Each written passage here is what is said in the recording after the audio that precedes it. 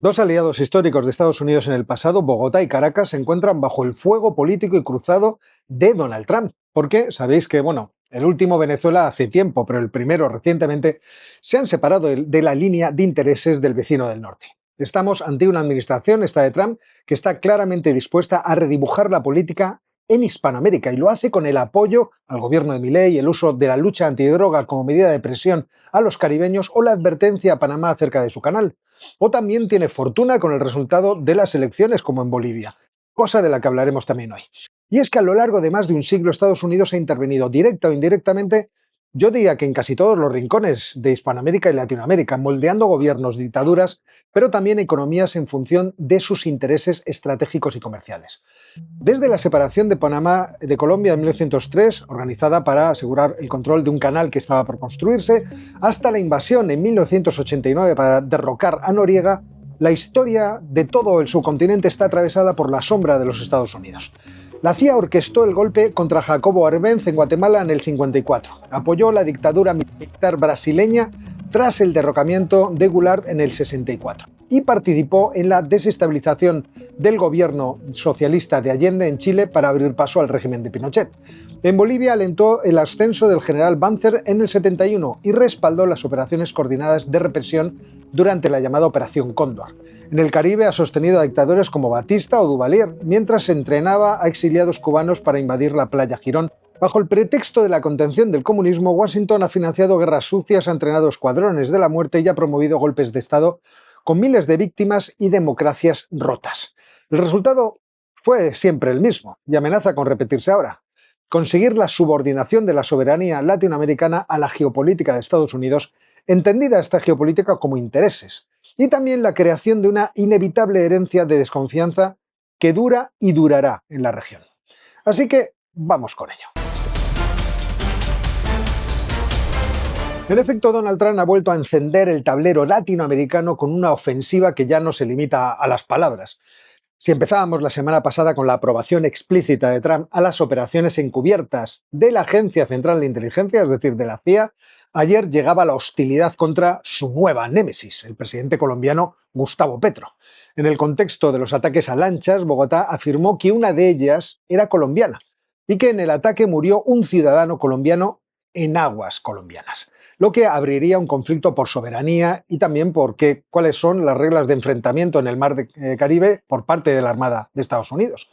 En un primer momento, la versión que tomó fuerza en los medios de comunicación colombianos afirmaba que la víctima era un pescador, identificado como Alejandro Andrés Carranza Medina, que habría estado a la deriva y mostrando señales de auxilio cuando se produjo el ataque.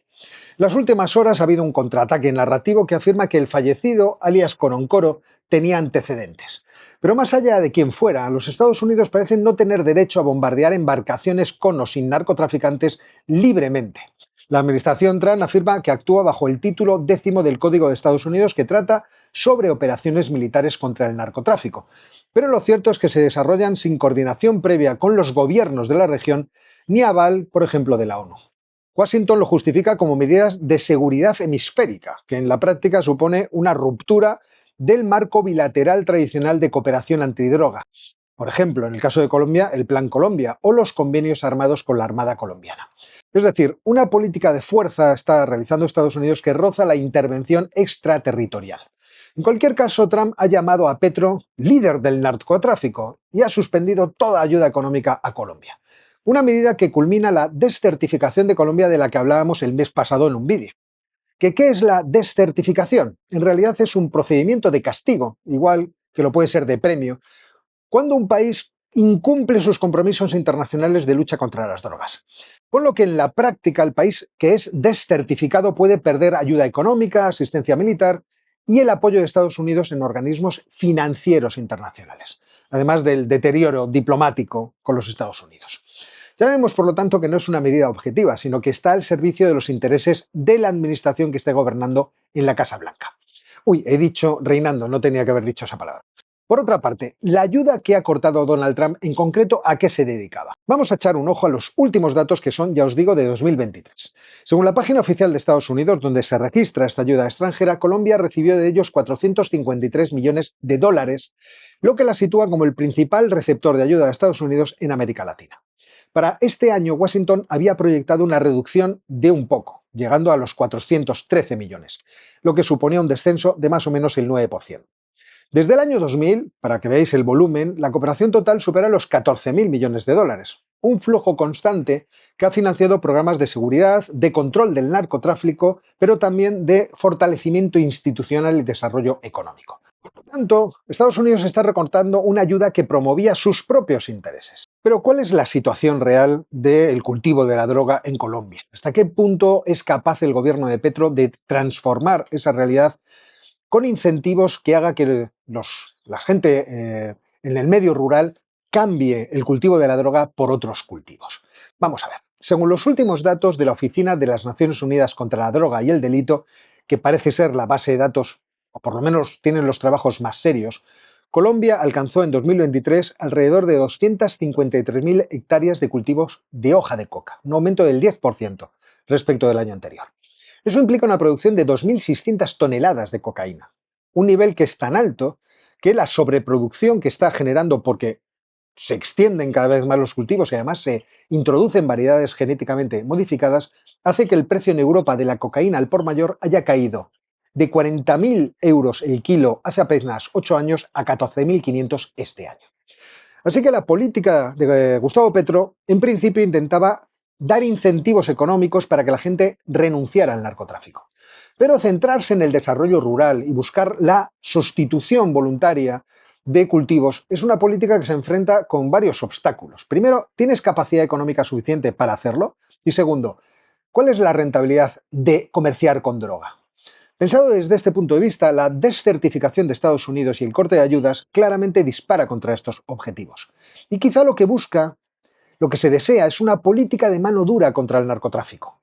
La escalada contra Colombia tendría este evidente trasfondo político que también es interno para Estados Unidos. Tened en cuenta que las encuestas en Estados Unidos muestran una caída de apoyo a Donald Trump y un crecimiento del déficit público.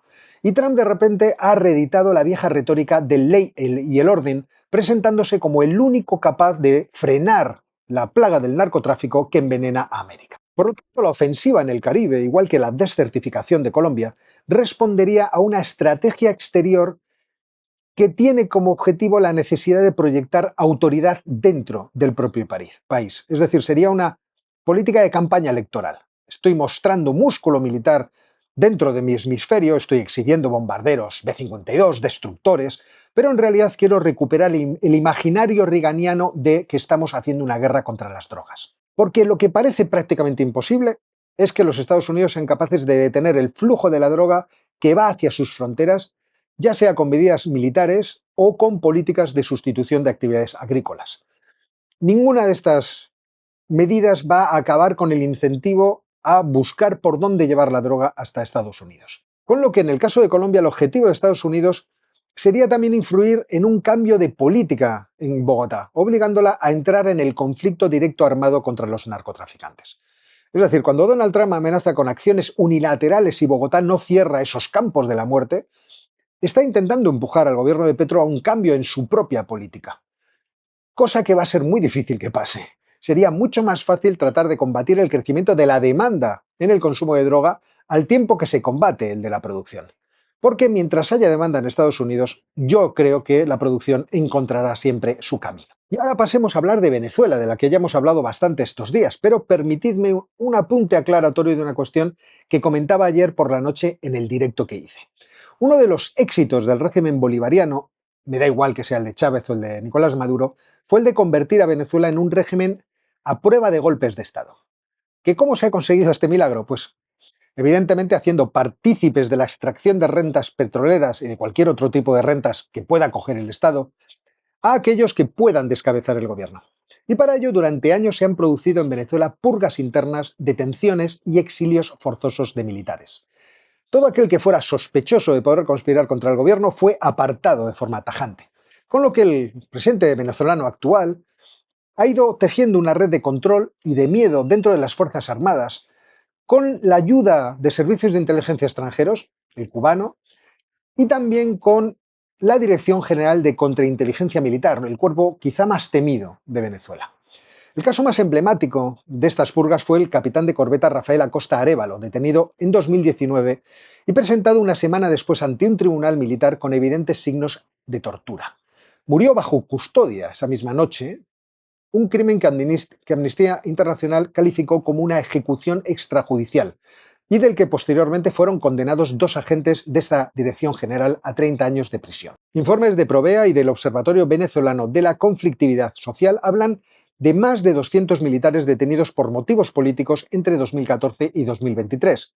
Muchos de ellos torturados en el sótano de la Dirección General en Boleita, que creo que debe ser un sitio encantador. Esta represión se ha acompañado de la distribución de cargos económicos y de prebendas.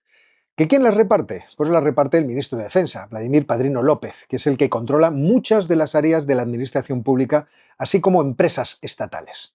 Otros, como Remigio Ceballos y Chaso Néstor Reverol, han sido sancionados por narcotráfico y corrupción, pero siguen ocupando puestos clave en la administración de Maduro. Os podéis imaginar que esta combinación de terror y de cooptación económica ha transformado por completo la naturaleza del estamento militar venezolano, y lo que alguna vez fue una institución con influencia política autónoma se ha convertido en un aparato de control interno subordinado al chavismo. Y es por eso que se le acusa al ejército de ser el principal pilar de sostenimiento del régimen y la causa por la que se pudo llevar a cabo el pucherazo electoral de julio del año pasado.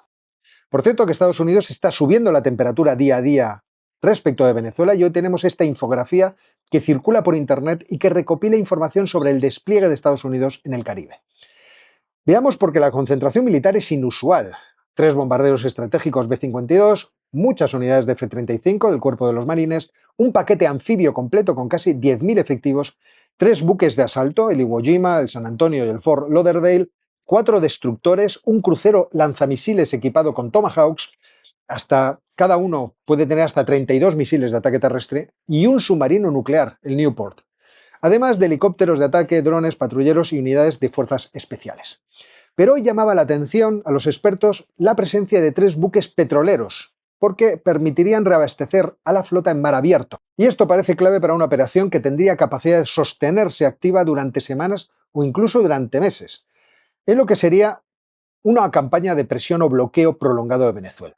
Así que en términos estrictamente militares, esta fuerza es suficiente, vamos, más que suficiente para degradar gravemente las capacidades del régimen de Maduro, porque podría destruir bases aéreas, inutilizar radares, anular las defensas costeras, bloquear puertos e incluso ejecutar desembarcos selectivos con marines o con fuerzas especiales.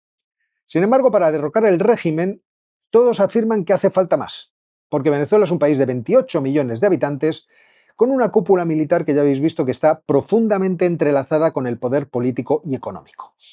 Claro que fracturas internas seguro que pueden surgir, y las elecciones del año pasado demuestran que existe alternativa civil con legitimidad interna, con lo cual lo que quedaría es la neutralización de la represión militar, y eso lo podría hacer esta armada. Así que yo diría que estamos en un momento de máxima tensión ahora mismo que hay que vigilar con mucho, mucho cuidado.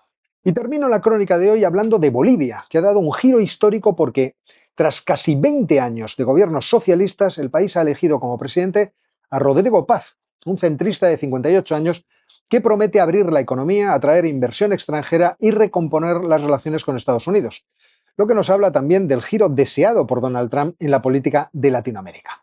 Pero en esta ocasión no ha tenido que hacer nada, le ha venido dado.